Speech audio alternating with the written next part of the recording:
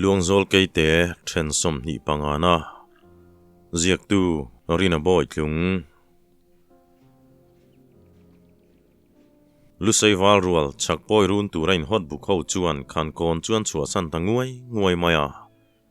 aral tuk tura kale tilovin akhan moi tok chuan an nui thum le hlua thina nileng an kal nu chuan kham sang zet mai hnuai mun remin phar duai mai hin thlenga July luite kambe chan chuan zanrian buat saya kongan saka sajuk patuai le ngal puisa chuan chan mur mai ni zanria chu ei vatin buk po zar lem lo chuan an riak ta then kha chu mu hil toin an hna tran to ti chuan zai kung enga nge mo kapuan hnuai ron vai kher le ti thom ron omin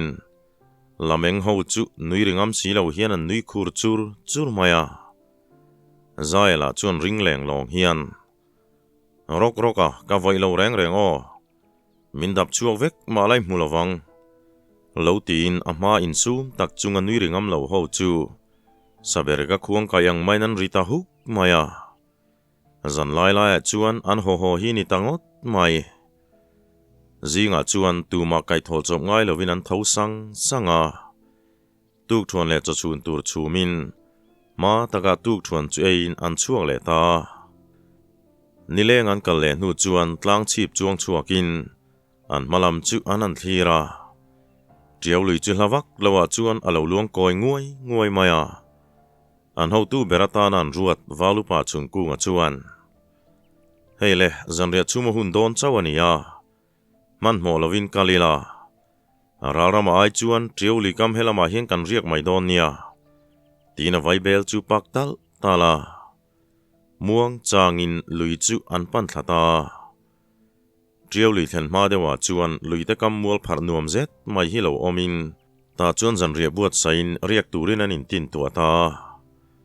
zanre khama chuan mun ranga thubor lai hlomin an ti naka then khat khun khan zet an ti lain then khatero chu alian bertil de sakang main hanidai du khopian an lo nui thunga valupa ten mutan rotta ka chon mu dialin reilo tea chuan vogrual ria khomang main an rizui taku ku khloma atuka chuan chachun turak far chungin an chuak le ta tuitlem lai takani wangin harsalo takin triaului chun dai kaya luirala chuan ama zanan lo re lok tawngin anin then darta zasanga le thuama ho mi somrol chu lamthama tangin man hruaya an thomin threphak zelin poldang pathum chuan anon zui thungani tlangkara korte tiom na hmunan riale nu zanre bo manin aman kaltona paite khuwa chuan thlengta he khozau khuwa hi in somthum vel chau nin paite hlangan oma an kho chenoma suang bathau hian tibuai toma su se an chia khuan ni laya an laka an che dan rova tak khala sherengin an rilru hi aladam theingang lova phubalak narem chang an melve rengani lusei tlangwal ho chu daya chuanin khuarin valupa pathum le pasal tha pariat chau chu khochunga chuan an riaka lalina chuan kamale vunga hovin rowan rela khozau lalpa chuan lusei ru nan tum thu chu kan lo hrena a nangni hi chu anon be ngam to cheupo kan ring hleinem mangling hi lal ho satak mai nia anaw hian in somriat vel nein chimlam ni hni kala son khuwa neya chutia mangling berin kol chuan in chimi vekanga anaw hnena chuan tlan nain phu hlau don nia tin thu chuan lo rona zan muthun thlenga tin an ti lai chuan lalfanu ningi chuan zasang le ruala chu a en le wang thina zasang an nupuya nei to ti hriat chuan adang sop theini ani te hi lo puitling toin mel trafia ke kok in khai khi zai mai le che fel thar mai lo ni towa lusei tlangwal ho mit po ala hle nge ni atuka chuan tuk thunai khama khozau tlangwal somrol kai hruaina hnuaia chuan an chuak le ta zanria chum huna chuan suang bat kholan theina tlanga mun birulaya chuan an chol thuap maya mi zan hi don lai ni chung chuan thoman nei lovin an hnu pon thup thiam viau mai an chafun le sarep chu arem chandan danin tuisik nen an eya an hel all mai ni tlang bia ka te lai chu ar hrui hrual dolang main anin thing nak maya zan ria chum huna chuan thuama le ruala te po chu khotlak lam kham hnuai tanga kot chu le lampan turin anin zui chuaka valupa chun kung le chongji ka hovin tlangwal zarual te meu main nia muithla ang mai thom nei lovin an kal zung mai ni thun mon ar kuana chuan ala toy khomong ho chu muang changin an che chuak ve ta mudrea chuan kot chuin pal thlengin ralveng an omlo boka film khur takin khochunga chuan an lut ta kot chu apani rula chuan ralveng somni don lai ve anin nut chia midang ho chu in hnuai le thingbuk hnuai thima an tom lain vunga chuan a chi pasam zialin naupang ho om tual mai chem thilek lek to a chuan meicher thawak manglo hi awachi kaya chumi hnu chuan in thiar tu ni om fashanin dailam chu pan le traya khomhora thlen chuan kot thler sir kongvon maya thei hai kak puya meicher ze chu lain achi kai ta al kaita mo tia chuan akiang hnai bera in chu dep ka in a meicher chu kamale zai chuan an then saka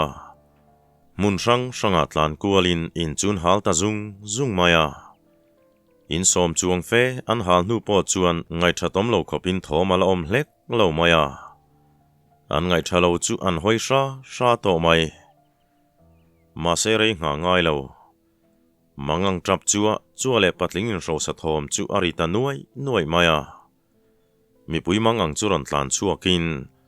ral thum ron lek chua ka piang chuan thalfang an dong ngau maya pong porol hunang main an tlu hlol hloma nu nau chuan dailam pan tumin ko chua rula lo chang te chuan an lo man ngau mai sia lalin hnai lama chuan silai puak durin patling na tuar tre that thom hriat tura om boka suang ba tho chuan tanan an kho ve viau na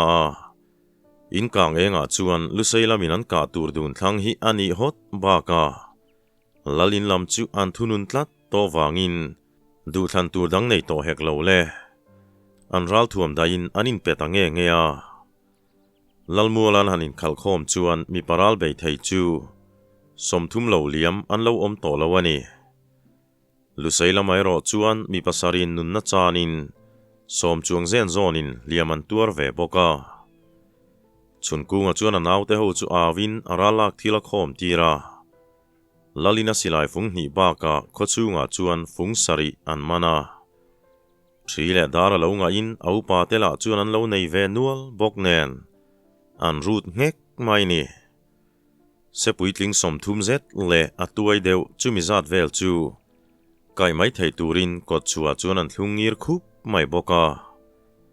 chalkunga chuan poi tong payang tlen tlon hian saran hondu lo thu te khuan hal don awanga an bungrua chua khochua san ngal turin mi pui chun hrila mi pui mangang chu an phi buaina sa hle mai tlangwal tam zokin an ral tha saman hle lai chuan engemoza chuan an thian te thlan turan lo lai thunga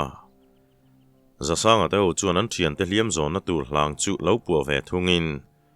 anin peifel chuan khonei tu te po anin phur chuak ta thluai maya chun kung ho po chuan khua chu chua san ve ngalin kalpa chuan inding lom ang chuan hala khokang khulu lu le al zuai chu kongthan ve a chani nang lo takin an chua san tanguai mai ni chun kung ho chu ran ne na kalan ni wangin an kal chak theilo viau maya engamo chen an kal nu chuan khozau ho chu silai fung ni le sial som rol ba ka chem le kol nam engemo zat nen an khuan pan tira an ni howero chuan ven thon thil thua khozau lampan lovin kong dang chun zota kalpa chuan ti lain valupa chongji ka chuan heti hian lotlin na changin rosum kan rut ngek mai nia lok viau win kanin hrena a kan nau nun na chan ta te ne na han khai khin chuan a thleng zo lo hle in ka hria in do le in run hian ra tha wa chu lo em Suang bat nu ho zinga mei tha engzat nge kan siam anga. Naupang engzat tak fasai nom tirang imo. Ati chap maya. Chunku nga chuan. Aningot takasin. Ram ni se khotinin lua sen lo kan nei diai duai hloma. Tu main tai lovin in lungrual takin hlomila thamai tur hi nia. Atu ama hian kan sim thei mang si lova. Tina lo tui ni ve zata. Tluang takani ni an kal nu chuan tiau lui kanin. Luseiram opchina chuan an riak ta. Zan ria buat saipa chuan ti lai lain. Chuti lai chuan then khat chuan an sekoi ria tir nan phul mun an lo zong thunga. Sai ka valupa chongzi ka chuan. Sanga tite voita khat mak an lein zui chuak lova. Eng sa po ni se ka turin zong dun ve shim teang. Tiin za sanga nen chuan anin zui chuak ta. Mual ni vet liamin eng man mulem lova. Chuta za sanga chuan. San vavang ve mole. Sapui rima nam hau lo na ahlalo topang le. Ahanti nua chuan chongzi ka chuhoi kual vatin. Kut benga hongot aya enga motal tongila mole. Hantibal balin. Relo ten chol nu chuan ankal le ta. Muala lian lem lo boka mual thum nan vet liam le ta. Chuta za sanga chuan akut pha beng khuap meu chuan an ngai thain. Duai chuan avala deu ve mole. Kan pia muala son ngal changa omani mel. Tiin chulam pan chuan an kal le ta. An pia ruaman thlen chuan an bei sei lo deu main. An chaklam lung huna sajuk rual kal thom chuan reta. Phim khur taka ve chavin chongzi ka chuan uluk thei to phian pakhat chuan tin vanga. Asilai chuan met puak dotin. Chumi rual deuh thaw chuan za sanga silai po puak ve nga la. Kor ruama chuan an silai puak thom chu ahoho liam rui mai. An silai khu re fel chuan silai an lo thun le man thaw thang toa. Za sanga ka chu lo tlungu tin. Chongzi ka kairo chu mual nak pe ka chuan theilo hian a kal khut maya. Chuta chongzi ka chuan a silai chuan han tin le vangin a kap le ta. Thanglama chuan a lum tual mai ni. Za sanga salu chu a beng voka tanin. Chongzi ka chuan pan phei ta. Chu po chu a beng voka bok tan lein. Manika lu ve puin buklam chun pan ta. Mualdung samhul thenan kai chuan ladau han cham vangin silain lon zuya. Ti chuan calcium zui lein. An buklam hnai koran thlen chuan buka tangaron kalho nen in tokin. Saruang tluk nan in shil nu chuan anin chen ta. Chumitlai chuan an bei selo deu main sajuk saring nen zan ria chun kila. An limin an eihnem hlom hle mai. Zai uang chuan. Khoma choi kha thel teu. Han thel teu ake mai nge. Tiamang an mel zeta han soi chuan an nui hama. Khoma hi thau lu ni mang si lo. Apalen lo ang aya pian vok deuh nel nol. Tai fek po nei lawa in tiat thapat mai hi niya. A choi lain han en chuan in sum thei reng om lovin an nui lua maya. Ama la chu an nui nesa berbera chuan trangin an limpui hle ani. Zana chuan an setlun khom na hual chuakin an mutadul maya. Mutpa chuan ti balin. Truama chuan apia dewa za sanga mu chu va ava. Sangnap kan sial ho hian dulian trong zu thiam hlek lova mole. Nimin lam chu soilo voina po khan kan nauten buai riau maya. Naktu ka tang chuan poi trong thiamin khal to se thange. Han tin an nui hama. Zai chuan. Khua kan thlen huna po trong an zirfe lo chuan kan sial tenen anin ngei hau lovang le. Tia lo tui ni ve zatin mudona ruaya chuan an nui thum le ta hlua maya. Kar konga zan ni an rielen nu chan hu thlang hera chuan. Aral khata tangin khan kon chu alang uar toa. Zai chuan. Zona khan kona ria poin nula zen tum lo turo. rulam pathoi nula zen tumang mai kha iniveda rualange an pong tia anila chuan engtin nge zena tialo zot vatin zaya chuan khobela zintumin nula zen hlotling hlau mai ne oma aphurin azong chang viau ni turani atu zan mudrea zukal le danin nula khuma chuan an kaya anute te chu an tham sak noka chumitlai berkher chuan khuala nula pu chu ron thlengin nula chuan apu chu akhuma lo kian ni turani putar or pura lo tham nok chunin chuta putar chuan treng chhe chhuai hian tureri ka or pur vet kha an ti tamaile ani tlan chu tum han mol tuk chuan kongka shula khowan bete hun chu an pal bozui ni o masin le lo tin lim takanui dur chung chuan an kal zela zanria chum hun vela chuan khodaya ruambir deuh laia chuan an chol nguk maya sepa tuai pakhat sechalina pirhliam chu talin zanria buai pui chuan an phusa suo maya mi chu ti zat ei tur han siam chu a hau tak zian shilfa ka tling hialani zanrian ei khama meizuan an tut chol lai chuan khuat lai zela khuathim felta mo tia chuan dar khu ma chuan ngaila fashan mai hian bola han cham wanga silai lon ma chuan kung uang pheng chuan an ralak zingami dar khuang pakhat chu lo chum treng chuai mai le dar khu ma chu phuzukin nui the tho chung chuan silai chuan lon ta ul maya kho chunga tangpo chuan thom ron om ngalin anin chon zan khuwa zaka khowara khuwa chulu tin ramu ho chuan choi moina arkezia kan dong hnem hle mai khan kona chuan zan khan riakin an ralak thil chu kholi chuan in za thei ang berin an in sema atuk lama chuan an mani khualam theu an pan ta hlomani thuama ten khuan thlen chuan lalle upa ho po an lo lom hle maya an ralak thil hon zingami dar khuang chu ralrun hoin an ti tlata wangin lal chuan a changa thil dangero chu lalle upa tenen ralrun ho chuan an in sem zo veka ngurmoe chuan ralu chu sepuya a in tlaya chuan a khono tin ruan the lui maya hemi tuman ruai the hi an hlimin nuaman titlang bokaniang an soi rein an khoti ti tling rei khop mai chuti lain lian ngura chuan an poi salpani chu chempuinen chhuwa tirin mangling tlan nan silai fungthum darbu le dar khuang phuta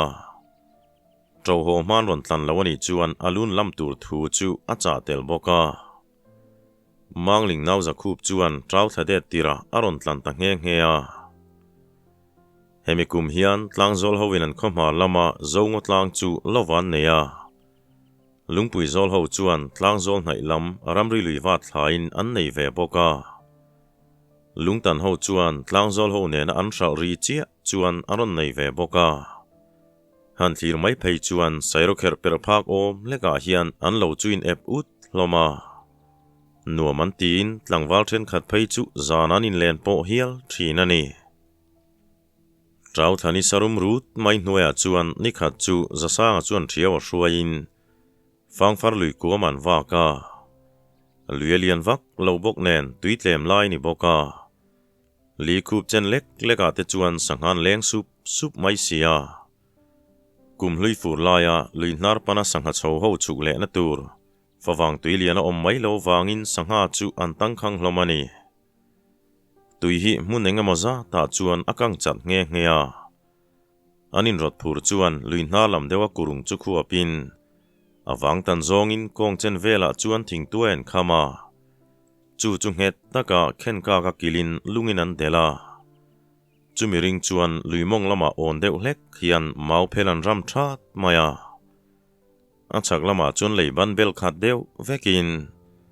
chutian khuapin hnu chuan athlanga suar lamsari zet mai chu reilo te a chuan akang chatta sangha chu an char thata ngau mai ni ti chuan luimong lampanin liom na piang mai chu changel kor hmangte chuan an the kang zela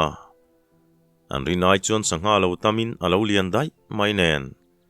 ngun tang chen te po an man tel nuala nauril trama tanga cho chun bar hun thlengan bei nu chuan thiawa chu cho chun mea an sanghaman sa chu an chum tira lui kama chuan changel na phain chofun chun an theta le alaya chuan phul rothea an sangha chum chu anan bun hok dot maya ren hau lo le puar takin sangha tharla taknen cho chu an fak ta ni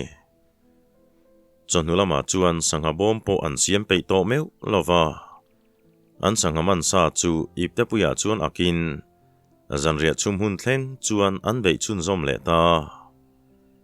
tlayan an hodon meu chuan ipte pui ang hok khopan a theu ba ka chomhalama changel koran sangha bom siam chu panhi pathum zel hian an aktel farhloma hemi tuman hlotlin hian khuwa deng chuak thuaya chu wang chuan amina zong chuan lui kalin ti muin nitin mai hian luilama liaman omzut maya hlotling fe fenom rualin lo chamling let derpo an kat venok thawani nikhat chu mi pano pang pangarual hian rutel an ak far maya khomong ko chua chuan an thian pakhat ngakin an thu por fap hloma thiangaram wak tur chuan an kalna tur zotin an ni chuan khurupui monga luite vuak an tum thun lo hril chuan akal santa an thian paron thlen chuan naupang ho po in zuiliam thamin luimong lam kortedam chin an thlen chuan suar lua in ngatin rusuman thlak ta lim mai chuan richel chulin du to kan ruken an vuang hnu chuan tholak pain anan chola chumi hnu chuan sanghaman turin luimong lam chu an pan thlata kutpha leng thla le ngun tang chen don te anan man phei chuan an hlimlutuk chu an au chul to maya hun reng ngai saklo khopan hlima wangin khuwa chu alo tlai viau towa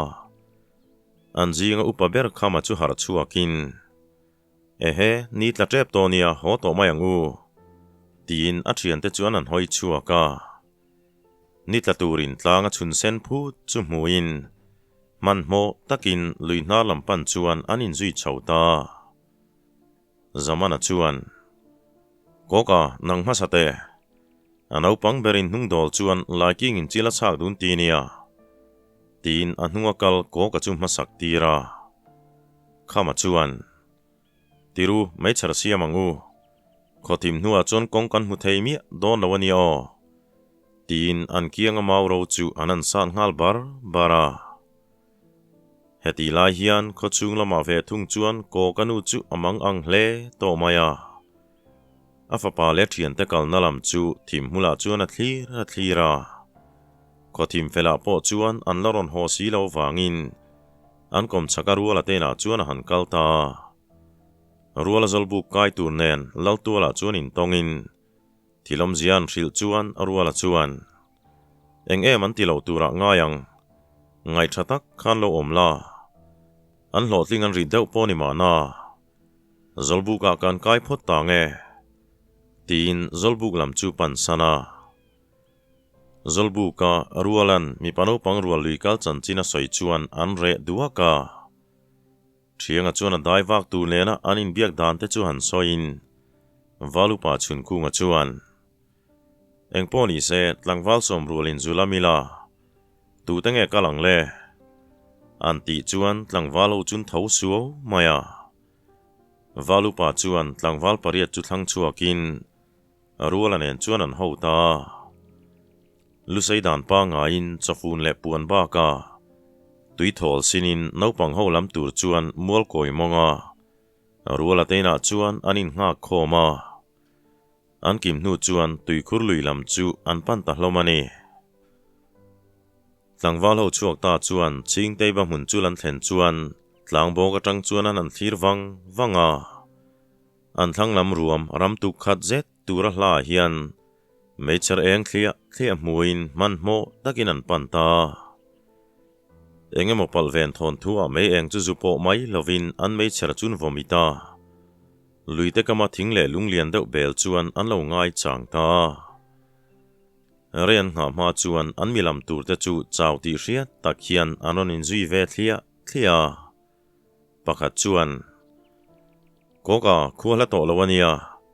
intihar sham ro tia ipte pani chuakin meicher nen a thian te chu lo chom naka valupa chun kunga chuan ekhai zaman lohoro engti zai zia nge ni in vatlai vele inin hliam chu ni em lo mo lo ti lungin naupang ho chun phuzok maya ko kale boy lu ta phei chu an trap deuh pur mai ni zamana chuan in hliam lo ve hun kan lo hai pe ka lom le tia lo changin tlangwal ho om nan an thlen chho chuan an ni ho chuan changel na chafun an lo theta naupang ho chuan luite tuya chuan kuthan sil nokin za po don lek lo chuan an eita bor maya naupang ho in chaw nei lai chuan tlangwal pahnih chu lam thamin kholama chuan an tlan ngala midang ho chuan an ipten an en sak chu sangha hrol fe le tamzet main hmu chuan makti tak le hlim takin an bepa bora naupang ho in chaw nei kham chuan kholam panin anin chom ho ta naka tluang taka khuwa chu thlengin lam thamin an lo hril lok to wangin thil dang lam em om lo ang main mani in chu an thleng ta hlomani hun le ni te chu dan rual lawain hermu muain thlazingan thlen meu chuan mun tin maya chhum jing chek chukin hoina lama piang mai chu apik chun maya heti hun lai hi kum khathil thua sapui hnai hun lai ani thina mitin mai chun film khurin theito pain vengin lalmeyang main anin ringru thu loma tlai khat chu zanre lai vel hian lalmual monga khiang nu na tenu pa chu thin ur mai senin anin hauta an thom chu athavio mai sia nu na hi pamheya chuan chengwong le chim lim zet mai nia in nueran an ria chuan ina saphishik le uihli tamdu tin anin hnuai hi ranlu theilo turin a ping thlap maya chumi zana khiang nu na leng chuak chu holovin are tawang maya an thlama omin chuna an nu fe kal huna chuan ram hnuaya tei bo thina an nu thi nur lak lo la chuan adu le tlan bo dai ro se ti na ngai sak du hau lova chutianga zanga ngot mai tombo nu chuan nu na chu thim hularon hoa ina chuan lun ngal mai lovin anin hnuaya chuan luta han room thai ngulin chumi hnuwa chuan mai van tlang tia te meu tur hiana eng ngeka anin chu soi chiamin athian pa te na chuna riak ta